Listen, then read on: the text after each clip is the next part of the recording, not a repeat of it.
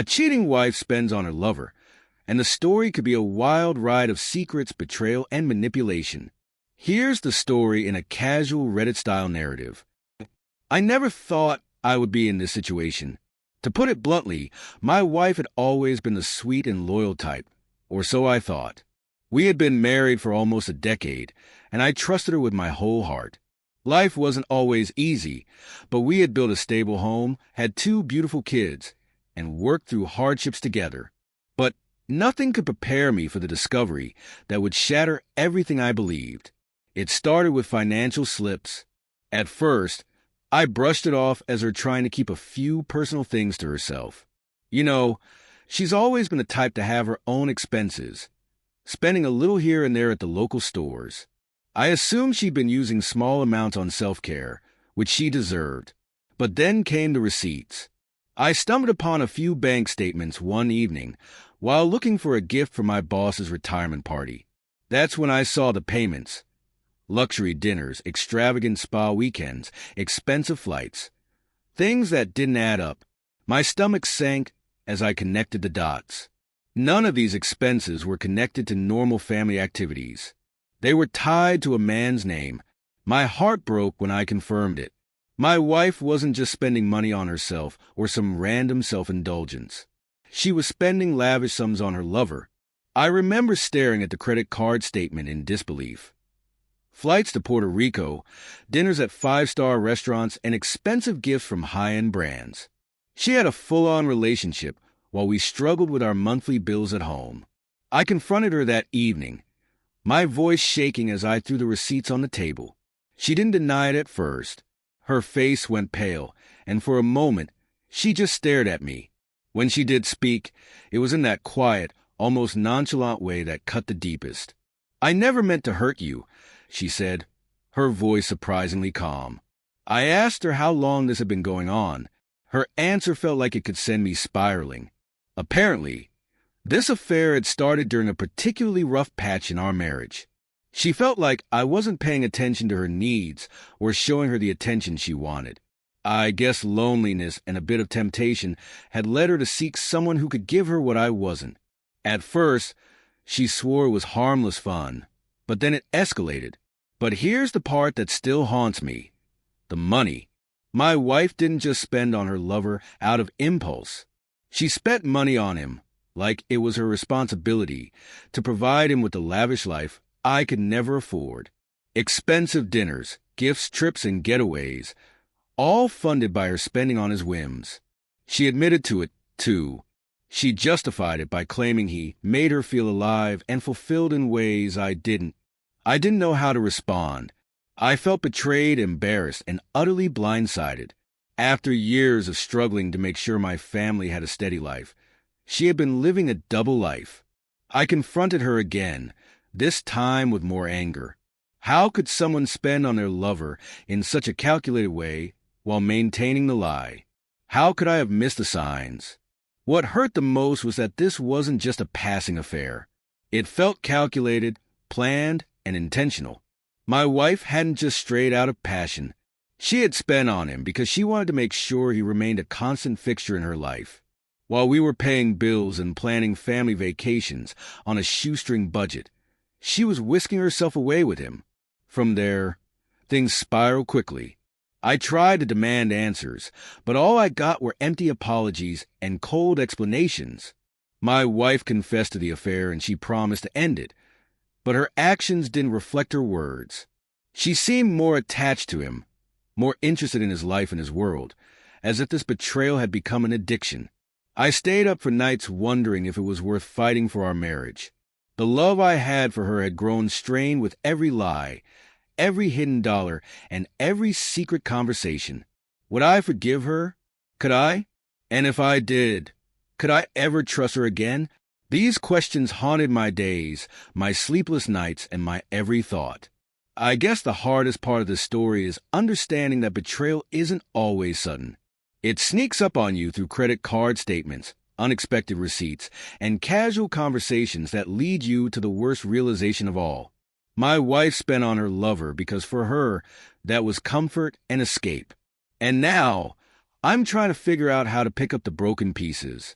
What do you do when someone you love has crossed the line? Do you fight to rebuild what you had, or do you walk away and try to heal? What do you think of this? Should I adjust the tone, add more twists, or focus on a particular perspective? I decided that staying silent wouldn't get me any closer to the truth or closure. I had to confront the painful reality head-on, even if it meant digging into the deepest and most uncomfortable emotions I had. The conversations were difficult, but they had to happen. I knew that I couldn't just pretend everything was fine or sweep it under the rug. So, I confronted her again, this time with the intention of asking why. Not just a generic, why did you cheat on me, but a deeper, more specific inquiry. Asterisk, why did you choose him? Why did you invest so much of our life savings into this affair? Why did you spend on trips and gifts and memories with him, instead of using that money to create the family life we had fought so hard to build? Asterisk. Her answer stunned me. She told me that she felt seen by him in ways that I had failed to give her. She spoke about how, for years, she had felt underappreciated, unnoticed, and neglected. She said the problem wasn't just one bad choice. It was years of resentment and distance building between us.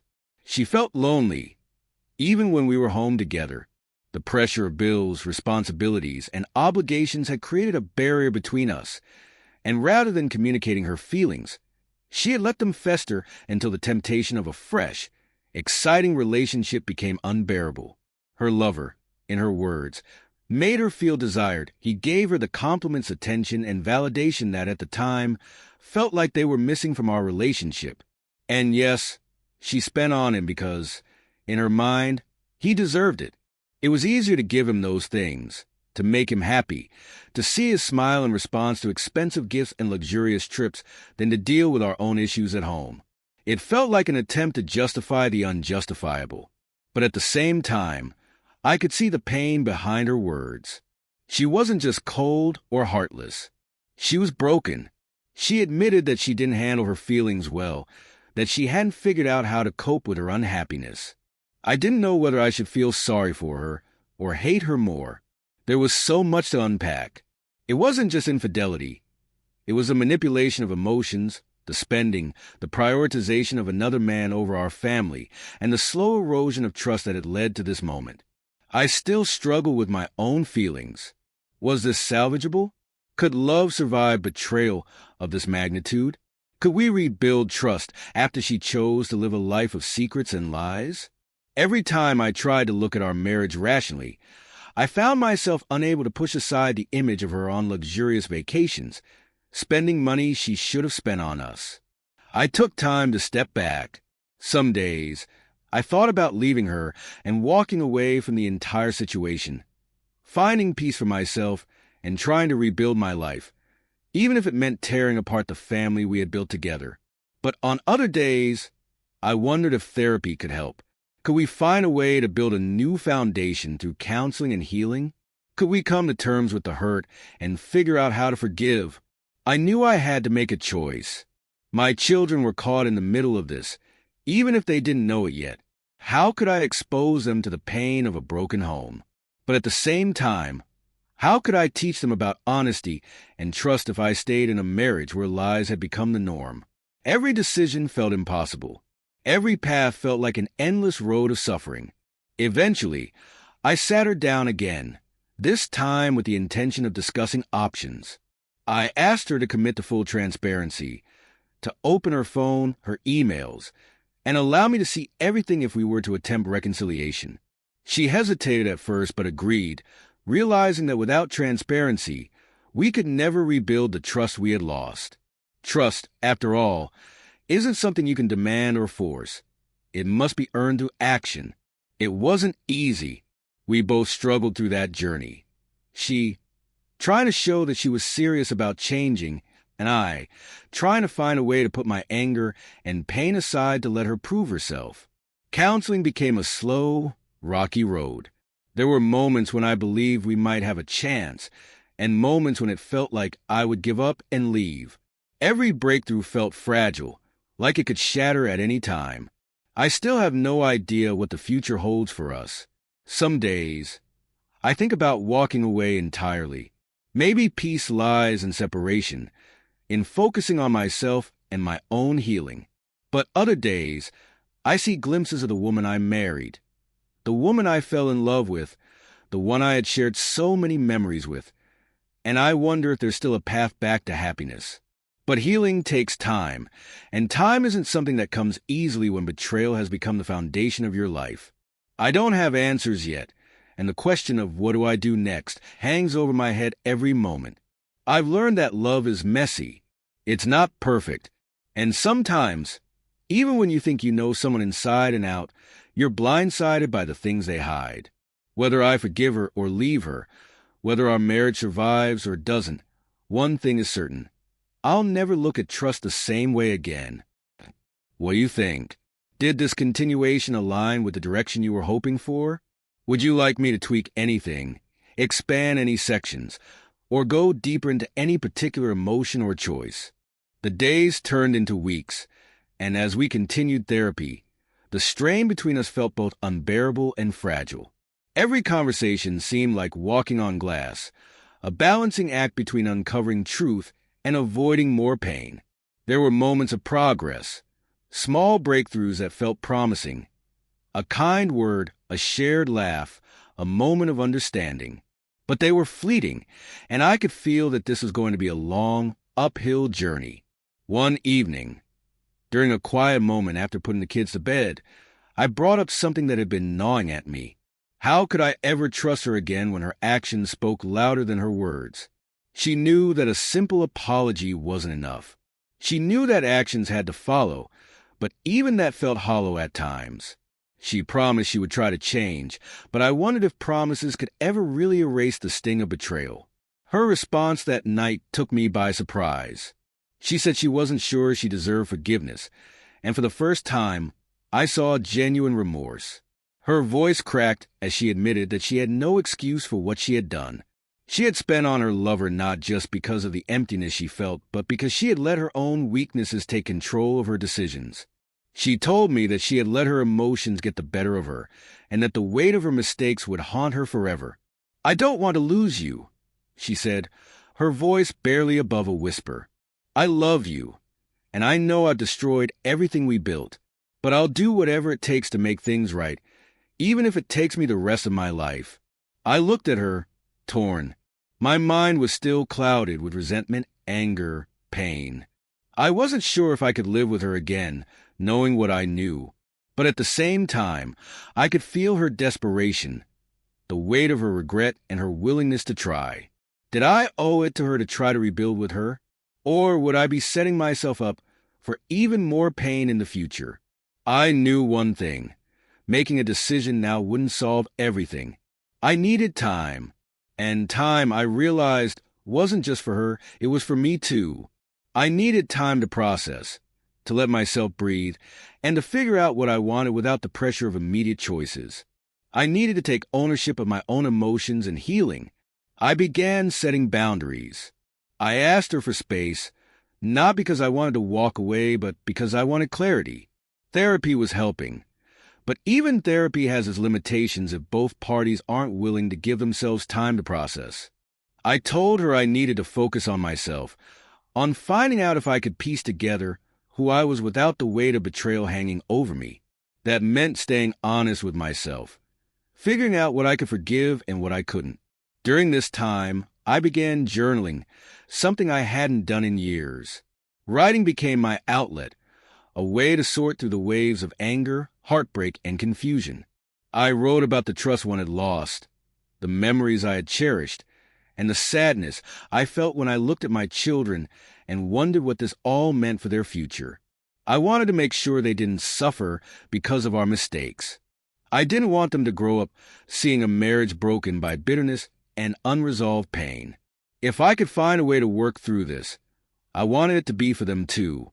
I also began reflecting on myself, on the moments where I might have failed as a partner, where I might have grown distant or inattentive. While none of this was my fault, it forced me to look at the entire picture.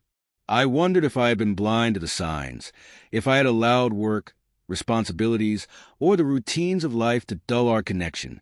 This wasn't an attempt to justify her actions, but rather an attempt to make peace with my own role and how things spiraled.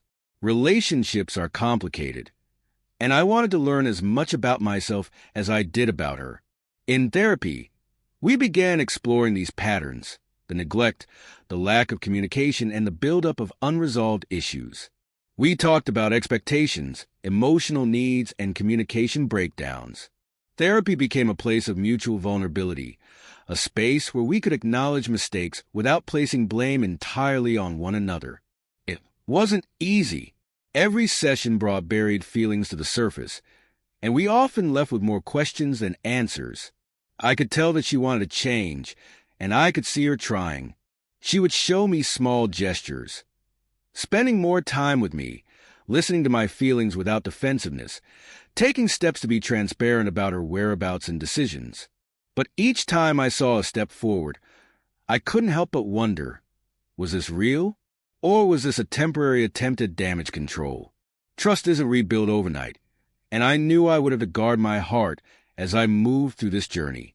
One night, as I lay in bed unable to sleep, I thought about the future. I wondered if I would ever feel whole again. Could I truly find peace, knowing what I knew? Could I forgive her fully and not let resentment fester? Or would I live a life of quiet bitterness, unable to let go of the memory of her spending on her lover, of the trips and gifts and choices made, without regard for me or the family we had built? I resolved to take it one step at a time. Every small moment mattered now. Every conversation, every small sign of change would count. Forgiveness, I realized, wasn't about erasing the pain.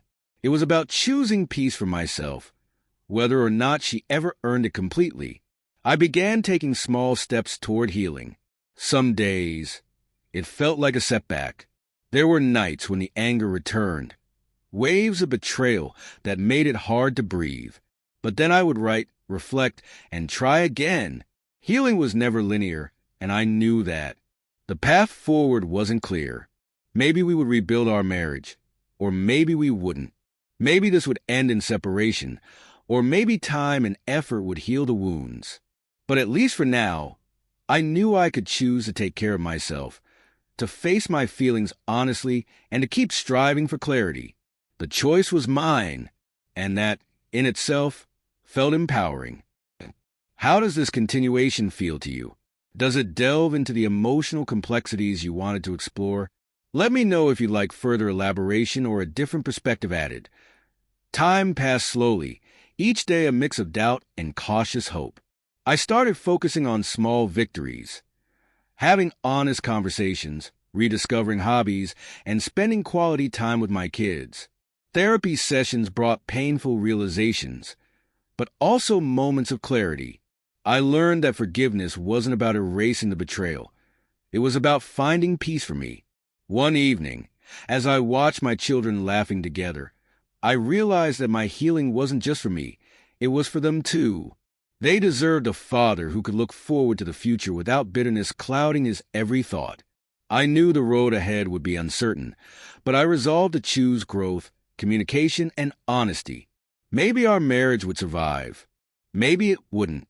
But for the first time, I felt a glimmer of control over my own journey, and that, in itself, felt like a step toward freedom.